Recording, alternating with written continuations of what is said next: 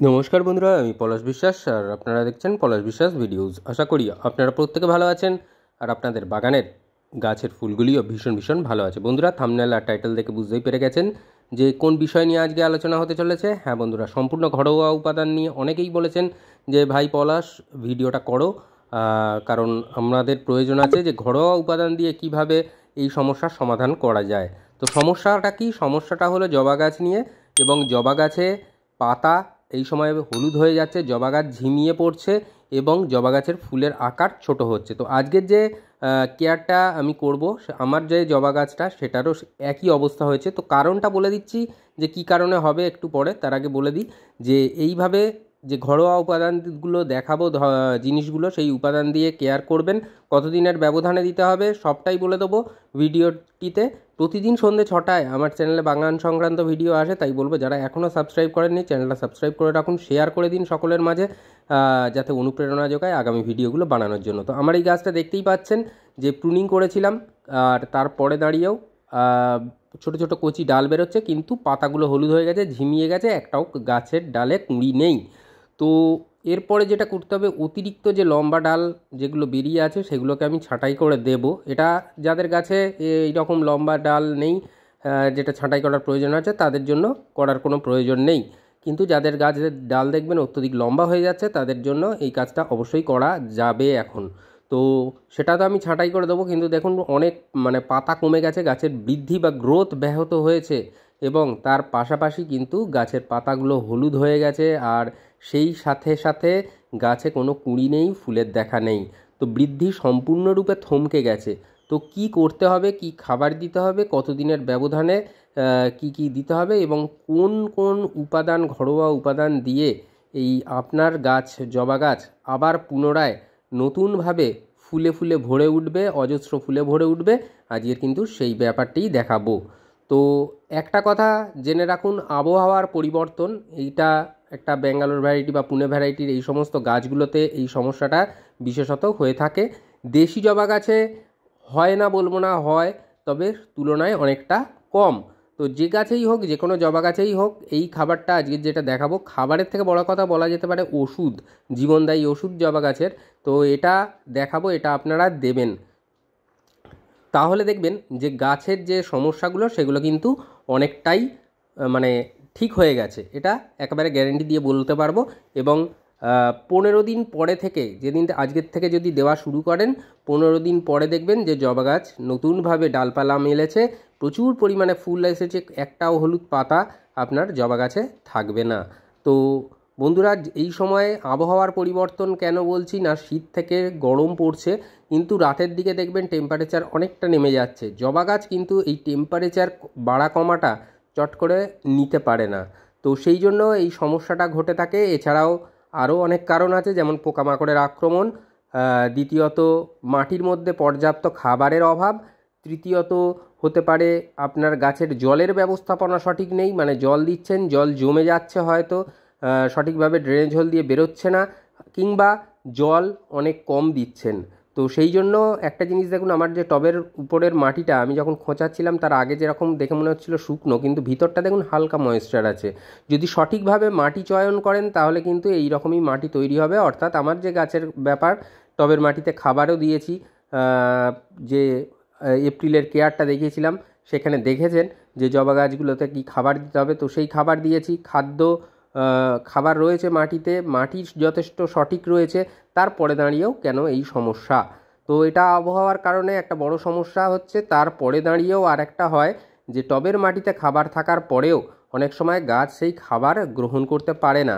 তো এই যে কাজটা আমি করছি, এর ঠিক 2 দিন আগে আমি কিন্তু গাছে একটা পিজিআর বা প্ল্যান্ট গ্রোথ রেগুলেটর স্প্রে করে দিয়েছিলাম। আপনারাও কিন্তু এই খাবারটা দেওয়ার আগে স্প্রে করে দেবেন। এটা কি আছে?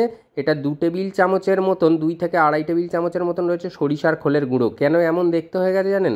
কারণ এই সরিষার খোলের গুঁড়োটাকে অন্তত 2 সপ্তাহ আমি রৌদ্রে শুকিয়ে নিয়েছি। কারণ যে সর্ষের খোলের গুঁড়ো টবের মাটিতে দিতে গেলে শুকিয়ে নিতে হবে রৌদ্রে, এবং তারপরে আপনারা কিন্তু সেটা ব্যবহার করবেন।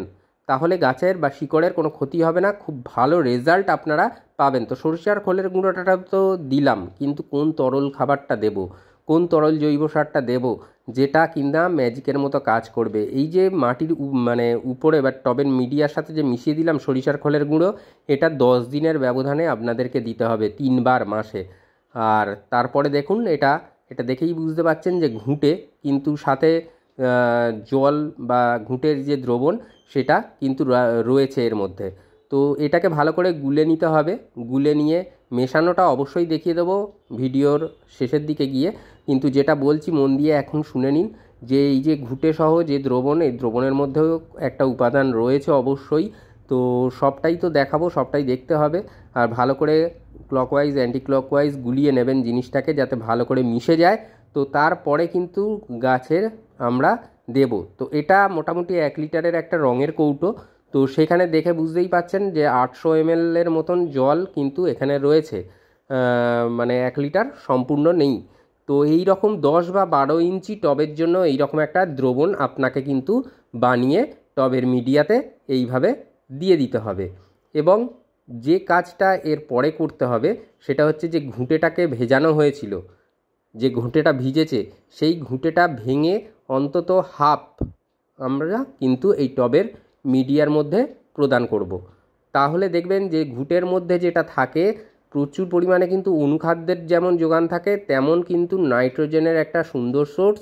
আর অবশ্যই এই ঘুঁটে আপনার মানে যে গাছের টবের মিডিয়াটাকে শীতল রাখবে। গাছের যে খাবার তো যোগান দেবেই, তার পাশাপাশি টবের মিডিয়াটাকে কিন্তু খুব মানে ভালো একটা নাইট্রোজেন যেমন দেবে তেমন পাশাপাশি যে মিডিয়াটাতে আর যে তরলটা দেওয়া হলো সেটায় কিন্তু নাইট্রোজেনের পাশাপাশি প্রচুর পরিমাণে অনুখাদ্য এবং ফসফরাসেরও কিছুটা যোগান থাকবে। সামান্য পরিমাণ হলেও ফসফরাস আছে। আর জবা গাছে প্রয়োজন আছে, তবে মাত্রাতিরিক্ত নয়। শিকড়ের বৃদ্ধির ক্ষেত্রে ফসফরাসের দরকার। তো সেই ক্ষেত্রে এইভাবে আপনাদেরকে কিন্তু দিয়ে দিতে হবে। অর্থাৎ বুঝতে পারলেন 10 বা 12 ইঞ্চি টবের জন্য যে একটা বড় সাইজের ঘুঁটে নেবেন, কম বেশি সামান্য হলে কোনো অসুবিধা নেই। তো নেওয়ার পরে তার সাথে কিন্তু যে দ্রবণটা সেটা কিন্তু দিয়ে দেওয়া হলো, তারপরে ঘুঁটেটা ভেঙে দেওয়া হলো। এইভাবে আপনাদেরকে এই যে তরলটা যেটা দেখালাম, ঘুঁটেটা 10 দিন মানে যেদিন দেবেন মানে 10 দিন ছাড়া ছাড়া ঘুঁটেটা গুঁড়ো করে দেবেন। আর না হলে এই তরলটা দিতে হবে আপনাকে 3 দিনের গ্যাপে। এই তরলটাকে দিতে হবে আপনাদের 3 দিনের গ্যাপে।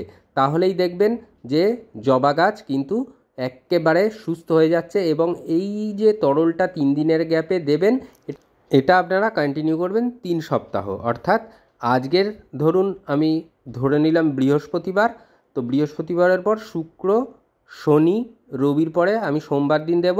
আবার সোমবারের পর মঙ্গল, বুধ, বৃহস্পতি বাদ দিয়ে আমি শুক্রবার দেব। আবার শুক্রবারের পর শনি, রবি, সোমবার দিয়ে আবার মঙ্গলবার দেব। এই রকম করে আমরা 3 সপ্তাহ বা 7 বার আমরা গাছে এই তরলটা দিতে পারি। তো চলুন এবার দেখিয়ে নিই কি সেই তরল কিভাবে বানাবো।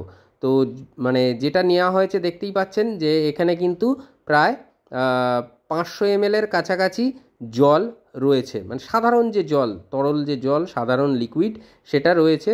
তো এর মধ্যে আমাদের কিন্তু যে জিনিসটা মেশাতে হবে সেটা তো দেখিয়েছি, এটা হচ্ছে ঘুঁটে। তো এই ঘুঁটেটা যারা পাবেন না তারা কিন্তু মানে আমি যেভাবে জোগাড় করি, গ্রামের দিকে তো অবশ্যই পাওয়া যায়। তো আমি যেটাভাবে জোগাড় করি বাড়ির পরিচারিকার কাছে বলে রাখলে সে কিন্তু এনে দেয়। কিংবা যদি কোনো সবজি বিক্রেতা এটা মানে আসে গ্রামের দিক থেকে পরিচিত থাকে তাদের কাছ থেকেও নিতে পারেন। না হলে অনলাইনে তো ঘুঁটে পাওয়া যায়, কাউডাং কেক এইভাবে। তো এটা ভীষণভাবে কাজে লাগবে, এটা এই নিয়ে রাখবেন। বাগানের জন্য কিন্তু দুর্দান্ত একটা মানে গাছেদের প্রিয় খাবার বলা যেতে পারে। তো সেই ঘুঁটেটাকে ভেজাতে হবে।